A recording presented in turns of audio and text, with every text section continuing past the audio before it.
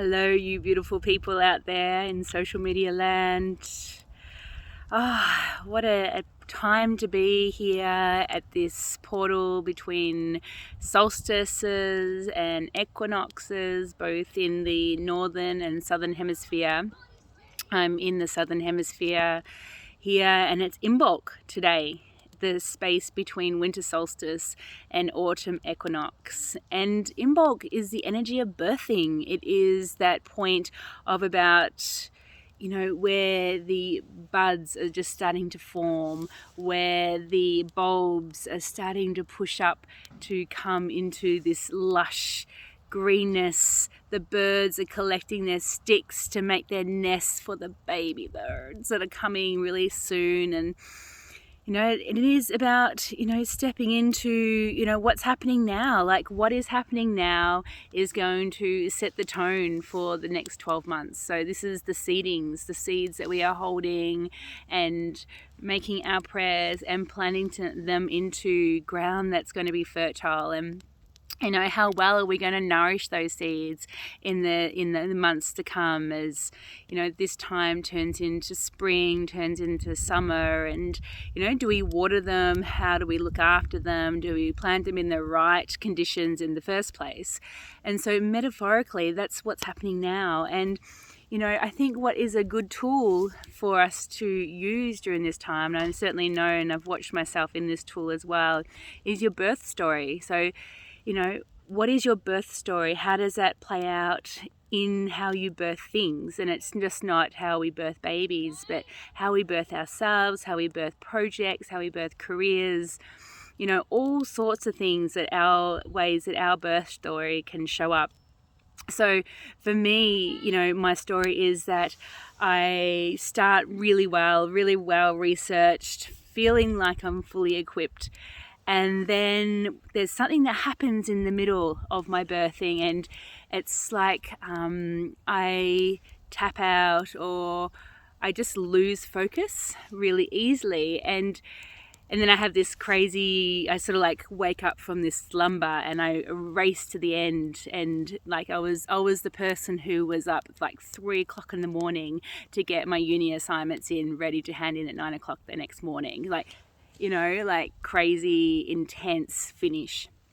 And then I'd fall in a heap afterwards. So how that played out in my birth, when I asked my mum, and I said, there's something that happens in the middle. What is that? And she said, yes, that is when, things were getting really intense, and my dad put gas over the top of, that gas over the top of my mum's face. And she just, it was like this tapping out for the moment, and then it was like this fast birth at the end. But what happened at the end, being a 70s baby, I was taken away from my mother as soon as I was born and put in a nursery. And it's funny, Mum and I were talking about this today, that she was only allowed to come and see us, see me at feed times and things like that. So and I really feel that. So when I finish birthing a project or an assignment or whatever, and certainly after I birthed my babies, there was a feeling of not being held and, going to this spiral of like processing grief.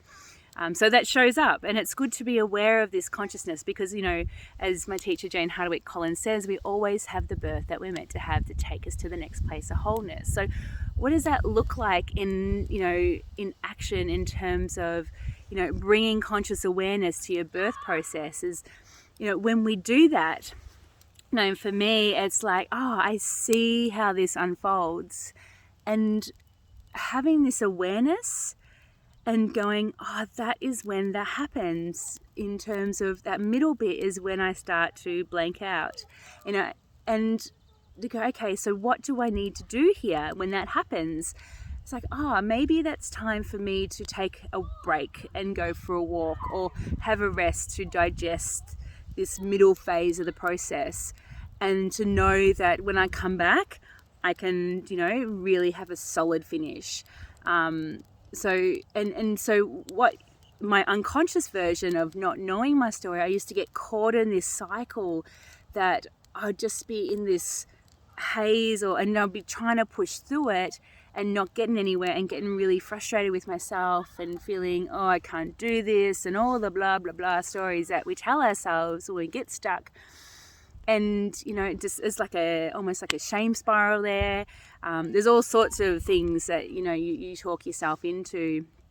But when I bring conscious awareness, I was like, oh, that's that phase, that's that bit in this story, this is my phase in my birthing story that I need to just, you know, step back and go for a walk. Now, I was with some sisters last night and I was watching this process unfold. We were had a bit of a party, to be honest, which was fun, so much fun. And I watched myself as our sort of journey went on throughout the night. And in the middle bit, I started to back myself away and hide myself. And it was like, oh my God, there was like a whole new insight as to what that middle phase of my birth story is, that, you know, that I was being too loud or I was being too much. And I sort of just started to shy myself away, and, you know, and it was like, oh my God, this is what I'm doing here. I feel like I'm being too much. So I'm just going to back myself in the corner so no one sees me because I'm being too loud. And that's what it would have happened with my mum, you know, in her birth throes and doing all the noises, the beautiful birthing noises, and having, you know, someone go, no, you're too much. Let's put the gas on to sedate you. It's like, oh my God, fuck, that's it. So it's a whole new insight. And this thing about looking into how we hide ourselves as well. Hello, darling.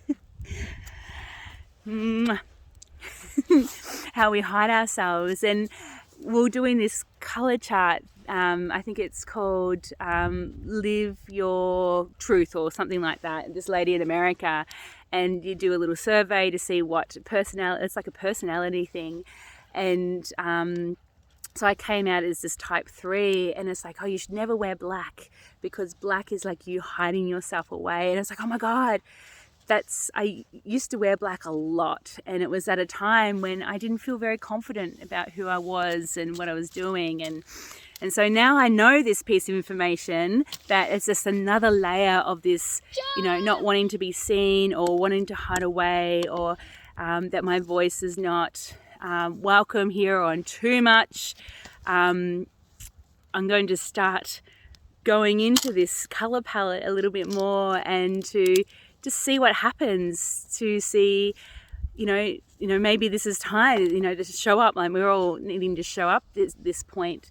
But I'm going to do a little experiment, and I'm going to buy some of these type of colored clothing and see what happens. And I will report back, and yeah, to step into that, you know, to bust through that self-talk that I have about, you know, not, that I'm too much or I'm too loud, or, you know, to see what happens.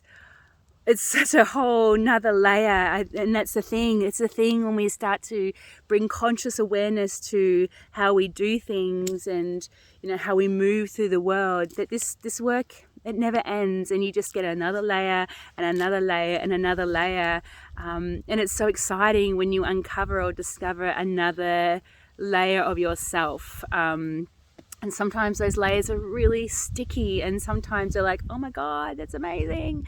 And, you know, it's like you become aware of the life force flowing through you and how it's speaking to you, so you can work with it as opposed to being just sort of pushed here and pushed there and not really understanding what's happening. And I think a part of that is to, you know, good place to start is to know your birth story. Of course, you know your birth story, because that's where it all starts. It started at the birth, you know, it started at the birth. And so know your birth story. And if you don't know your birth story and you're unable to find out your birth story, do a process, do a conscious crafting process. Making a shamanic drum is a really good way of doing that. But there's so many other ways we can do that, you know, whether you start doing a drawing, you know, okay, I'm going to do this drawing, set the intention that, you know, whatever cooking a meal, you know, whatever it is, you know, set the intention before I'm going to witness myself in my birth story